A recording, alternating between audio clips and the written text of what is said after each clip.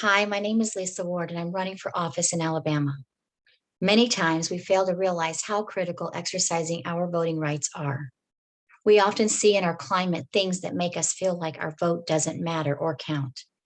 And I'm here to debunk that myth and tell you countless times a race was too close to call, and it could have been your vote that made the difference. State laws change, and while we aren't paying attention, often they affect our voting rights. For example, there's a law in place that basically says if you don't use it, you lose it. But what does that mean? It means if you do not exercise your right to vote in 2 consecutive federal elections, the Secretary of State has the right to purge you from the eligible voter registration database. Now, for that reason alone, we don't want that to happen. Voting is a responsibility that we have to show interest in sustaining our freedoms for democracy in this country. And the moment that we stop caring about those fundamental rights, authoritarian government can slide in and our voice is gone. Each generation owes this pay it forward effort to protect what others before us have provided us. And it is our responsibility to do the same for those after us. So I want to spend a few minutes explaining to you something that many might not have attempted to do.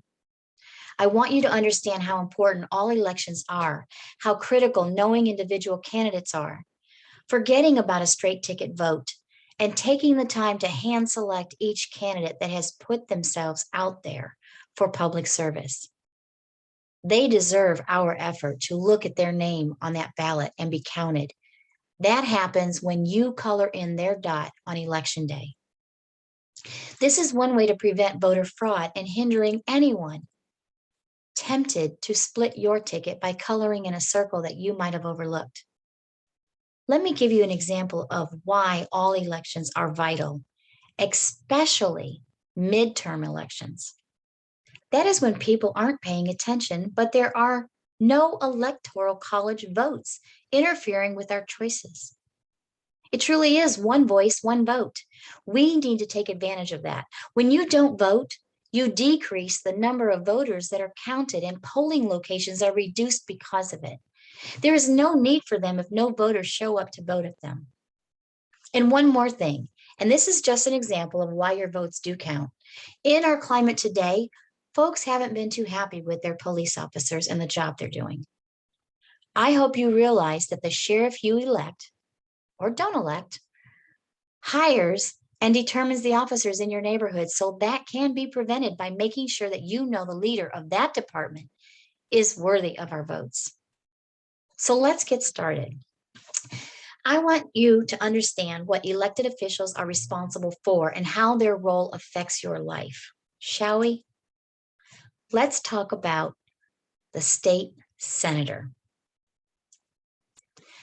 The Senate is made up of 35 senators.